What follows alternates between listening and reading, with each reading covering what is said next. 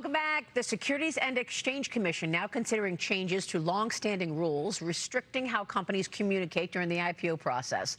SEC Chairman Paul Atkins launching a sweeping new regulatory agenda called Make IPOs Great Again. It proposes transformative reforms to help public companies conduct registered offerings and simplify reporting requirements. The chairman also signaling support for creating clearer, simpler, and more technology-friendly regulations around IPO communications. Joining me now is the man himself, the chairman of the Securities and Exchange Commission. Paul Atkins is with me. Mr. Chairman, it's great to see you. Good to see you, Maria. Thanks you so for much. having me. And I like the fact that you're modeling this around communications. Why is that the issue here? And tell us about the current rules, how outdated they were, and how you're changing things. Well, today, Maria, we have about half the number of public companies as we had 30 years ago, for example. And so the reason that is because it's comfortable to stay private and not go into the public markets. So we're looking at things, from the bottom up and focusing on materiality of information and trying to communicate that in straightforwardly to investors so that they get what they need in order to make their investments and make their decisions. And so a lot of our current rules are grounded in, let's say, 1930s, 1940s processes and that type of thinking. And obviously communications have changed, dramatically over almost 100 years. So what we want to do is go back to first principles, focus on materiality, and make the process of going public simpler and modernize it is the focus. Well, I remember during the Biden years and the Gary Gensler years, public company CEOs would say to me, I mean, it's absolutely ridiculous that we have to tell the SEC what our exposure is to climate change, and not only that, but what our customers' exposure is to climate change. It was all wrapped in this climate change agenda. Well, that's in the past administration, right? That's part of it. And so, in fact, today, I'm happy to say that the SEC has decided that we're putting out a proposal to withdraw the rule that was adopted by the SEC a couple of years ago regarding climate change that exceeded our authority and focused on many immaterial types of disclosures that companies don't even do. We're not an environmental regulator. We need to stick to our knitting, let the Environmental Protection Agency do their job, and we stick to our job. No, that makes a lot of sense to me, by the way. Okay, so you've called it ACT framework, Advance, Clarity, and Transform, with crypto regulation, IPO activity, AI-driven finance, public company reporting, all under review. Talk to us about how you envision crypto regulation, because the Senate Banking Committee obviously is finally advancing the House-passed Clarity Act, setting up this key stablecoin legislation for a full Senate vote. I just spoke with Jamie Dimon, and the chairman from JP Morgan says he's going to fight this. Okay, he says that delaying a proposed exemption allowing U.S. crypto firms to trade tokenized assets tied to stocks, the SEC delaying approval of the ETFs that would give retail investors exposure to prediction markets as well, those contracts tied to events like elections and recessions and layoffs, et cetera. Tell us about that. What do you envision in terms of the framework of regulation first when it comes to crypto? Well, or digital assets is a better word just to use, I think. That's a better word. I agree with that. But so we are focused on providing clarity to the marketplace. This is a quickly evolving type of technology, and there clearly is investor interest. But it has huge benefits, I think, potentially for the financial services industry and the markets as a whole, because it'll make things, the distributed ledger technology, the blockchain, makes transactions much more certain. We have the prospect of maybe immediate clearance and settlement of transactions on chain. So that's a little, in the weeds, but little things like that can do a lot to help the marketplace have more stability and confidence for buying and selling securities. But with respect to various products, we are working and collaborating with our sister agency, the Commodity Futures Trading Commission.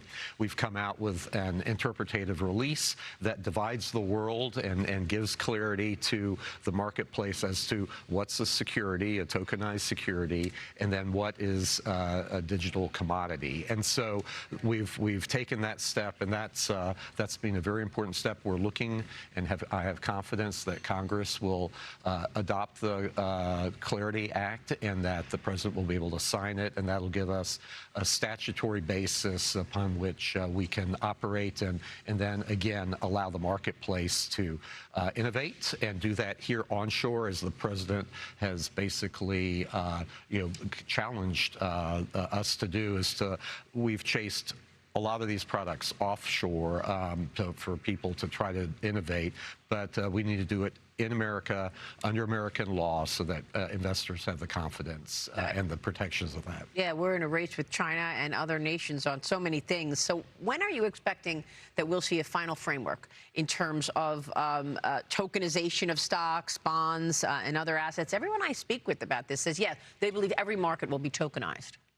Well, I think it's just a natural outgrowth of innovation with respect to, we've seen it from the abacus all the way till now, over centuries, and this is just a natural outgrowth. But again, I think the prospect of having on-chain payment versus delivery versus payment is a real, a real innovation that will help stabilize our marketplace so that there's no more gaps that create uncertainty between the buying and selling of securities and other products. Do you believe that America is, in fact, the global center for crypto finance right now, or is it somewhere else?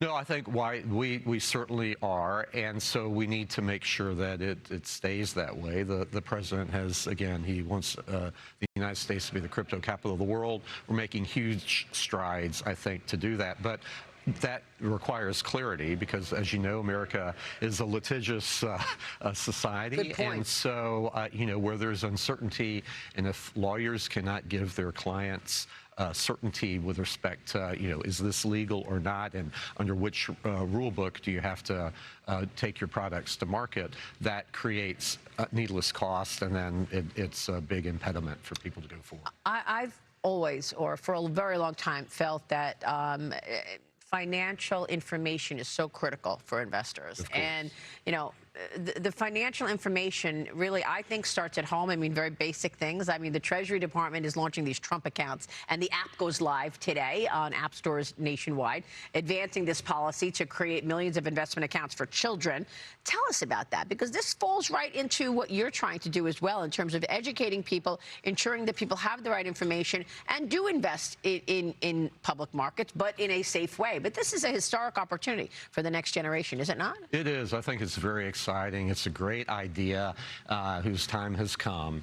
And what we need to do is to encourage young people to save and invest. Everywhere I go in the world, Japan, Europe, the UK, and elsewhere, I'm always asked by my counterparts in the government, like, how can we have a sense of investment like the United States has? And, America was an investment before it was a nation because there were public companies that raised money to put people in wooden boats and then sail across the Atlantic. And if they got here, they had to start from scratch. So there's that entrepreneurial spirit that is imbued in Americans. And so this is a way to get it into this new generation. I just was out here in California at Camp Pendleton speaking to about 200 newly recruited Marines. I love that you did that. It was great, and they had great questions. But again, this is, they want to, I don't want them to be taken by, fast-talking salesmen or people who will take their money and run,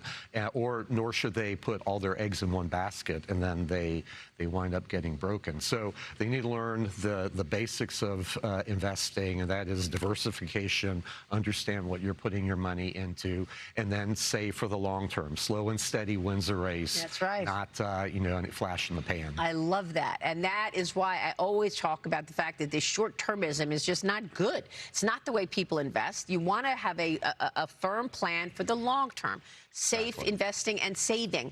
Mr. Chairman, you're going to be speaking here at the summit at 8 a.m. this morning. Can you give us a preview? What's the focus of your remarks today? Well, it's great here to be here at the Reagan Library. And, President Reagan was very sunny, and he was focused on the magic of the marketplace and how that would transform the United States. And so, similarly, he was taking over after a time where there was, the markets were very very depressed, and so so here it's a similar type of thing. The President Trump has come into office and challenged us to create, a new day in America, basically, as Reagan did. We're doing that at the SEC as well. A new day at the SEC focused on reforming our processes to reinvigorate the marketplace, because after all, nothing else in human history than the capital markets have lifted more people out of poverty, have widened paths to opportunity, and solved so many of the most intractable problems that we have in these. Mr. Chairman, before you go, real quick on prediction markets, what should we expect in terms of the framework there? Because I don't know if Reagan would have even predicted that we're seeing this wild and very, voluminous market for predictions. Yeah, well, so that's another area that we have to be careful with. I mean, it's rapidly changing, and so we're working with the Commodity Futures Trading Commission to focus on this. Much of that is in their jurisdiction rather than the SEC, but there are many novel products that are securities, so we're focused on that, and to make sure that investors are protected, that they get the information that they need, and that we police for market manipulation and that sort of thing in these fast-moving sorts of products. And thank you for that, because that's an opportunity where you say, okay, well, I wasn't expecting to do something like this, but this is a market and it's alive and it's happening, and people are betting or making predictions on just about everything. Yes, that's right. Mr. Chairman, thanks very much for your leadership. Well, thank you, Maria. It's great to see you here in this beautiful library. It sure is. Good to see you. Thank you. Chairman Paul Atkins. We'll be right back. Stay with us.